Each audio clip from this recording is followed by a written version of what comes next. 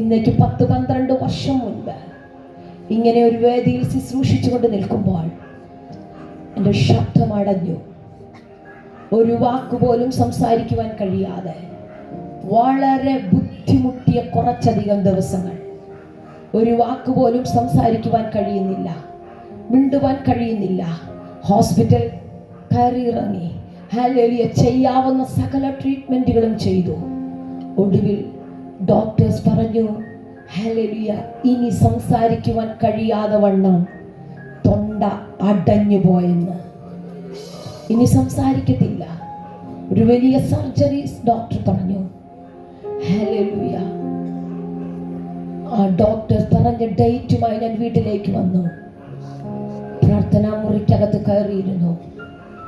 പ്രാർത്ഥിക്കുവാൻ തുടങ്ങി. സംസാരിക്കുവാൻ പറ്റുന്നില്ല. എന്താ ഹല്ലേലൂയ, എഴുതി പലരോട് കാര്യങ്ങൾ പറയുന്ന സാഹചര്യം. ആ സാഹചര്യത്തിനകത്ത് എത്തി നിന്നു. പ്രാർത്ഥനാ മുറിക്കകത്ത് സ്വർഗത്തിലെത്തി ദൈവം എന്നോട് സംസാരിച്ചു. നിന്റെ ഈ അവസ്ഥ മാറ്റുന്ന ദൈവം ജീവിക്കുന്ന ദൈവമാണ്. മരണത്തിനൊതുക്കുവാൻ കഴിയാത്ത വചനം എഴുതി വച്ചിരിക്കുന്നു. യേശു മരണത്തിന്, യേശു കർത്താവിനെ പിടിച്ചു വെക്കുക അസാധ്യമായിരുന്നു. മരണത്തിന് യേശു കർത്താവിനെ പിടിച്ചു വെക്കുക അസാധ്യമായിരുന്നു. ഈ പദം എന്റെ അകത്തേക്ക് വന്നപ്പോ ഞാൻ പ്രാർത്ഥനാ മുറിയിൽ നിന്ന് പ്രാർത്ഥിക്കുവാൻ തുടങ്ങി.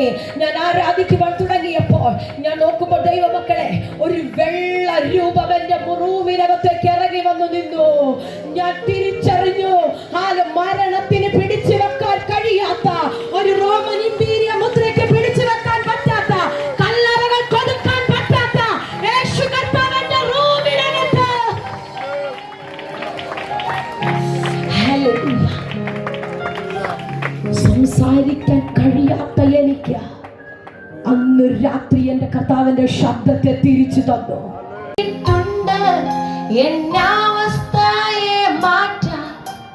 എന്നും ജീവിക്കുന്നു യേശുവേ. അറിയാവുന്ന ഒരു പദം ഒന്ന് പാടിയാണ്. യേശു വന്നിട്ടുണ്ട് എന്നവസ്ഥയെ മാറ്റാൻ, എന്നും ജീവിക്കുന്നു യേശുവേ. ഇറങ്ങി വാ, ഞാൻ ഇന്ന് നിന്റെ വീടിനകത്ത് വരികയാ. നീ ആഗ്രഹിക്കുമ്പോൾ, നീ ആഗ്രഹിക്കുന്ന മാത്രമേ നിന്റെ വീടിനകത്ത് കടന്നു വരുന്ന യേശുവിനെ ആർക്കാ വേണ്ടത്? നീ കാണണമെന്ന് ആഗ്രഹിക്കുമ്പോൾ നിന്റെ ശൂന്യതയ്ക്കകത്ത് ഇറങ്ങി വരുന്ന യേശുവിനെ ആർക്കാ വേണ്ടത്? നീ ആഗ്രഹിക്കുന്ന മാത്രമേ നിന്റെ രോഗത്തിന് സൗഖ്യം നൽകുവാൻ കടന്നു വരുന്ന യേശുവിനെ ആർക്കാ വേണ്ടത്?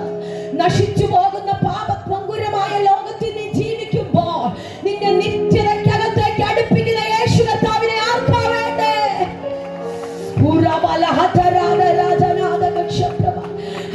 ഇന്ന് രാത്രി യേശുവിനെ വിളിക്കുകയാ. ഇന്ന് രാത്രി യേശു ഇതിനകത്ത് വന്നിട്ടുണ്ട്. യേശു ഇതിനകത്ത് വന്നിട്ടുണ്ട്.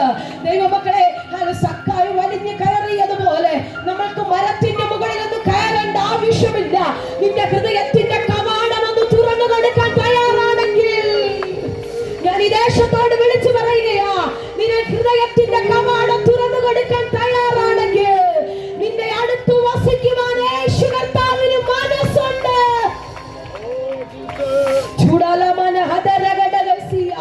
ആരുടെയൊക്കെയോ ജീവിതത്തിനകത്ത് വസിക്കുവാൻ യേശു കർത്താവിന് മനസ്സുണ്ട്. ഇന്ന് ഇതിനകത്ത് കടന്നു വന്നിരിക്കുന്ന ആരെയോ നോക്കി ഞാൻ ആത്മാവിൽ പ്രവചനാത്മാവിൽ കൈമാറുകയാ. നിന്റെ അകത്ത് വസിക്കുവാൻ യേശുവിന് മനസ്സുണ്ട്. നിന്റെ ഹൃദയം യേശുവിന് വിട്ടുകൊടുക്കാമെങ്കിൽ, നിന്റെ ഹൃദയം യേശുവിന് വിട്ടുകൊടുക്കാമെങ്കിൽ യേശു കർത്താവിന് നിന്റെ ഹൃദയത്തിനകത്ത് വസിക്കുവാൻ നിങ്ങൾ റെഡിയാണെങ്കിൽ, നിങ്ങൾ റെഡിയാണെങ്കിൽ നിന്റെ വീടിനകത്ത് വരുവാൻ. ഓ പ്രിയങ്ങൾ, ഇവിടെ പാടി, എന്റെ പൂരയ്ക്കകത്ത് വരുവാൻ. എന്നെ അർത്ഥവത്തായ ഗാനമാതല്ലേ? ഹല്ലേലൂയ. എന്ത് അർത്ഥവത്തായ ഒരു ഗാനമാത്. നിനക്ക് യോഗ്യതയില്ല, നിനക്ക് അതിനുള്ള സാധ്യതയില്ല. പക്ഷെ നിന്നെ യോഗ്യനാക്കി തീർക്കുന്ന കർത്താവിന്റെ കരം ഈ രാത്രി ചലിക്കുന്നെന്ന് ഞാൻ പറഞ്ഞ ആത്മാവിൽ അതിനെ സ്വീകരിക്കാൻ പറ്റുന്നവർ യേശു നിങ്ങളെ ഒത്തിരി സ്നേഹിക്കുന്നു. യേശു നിങ്ങളെ ഒത്തിരി സ്നേഹിക്കുന്നു. നമ്മുടെ അവസ്ഥകൾ മാറ്റുവാൻ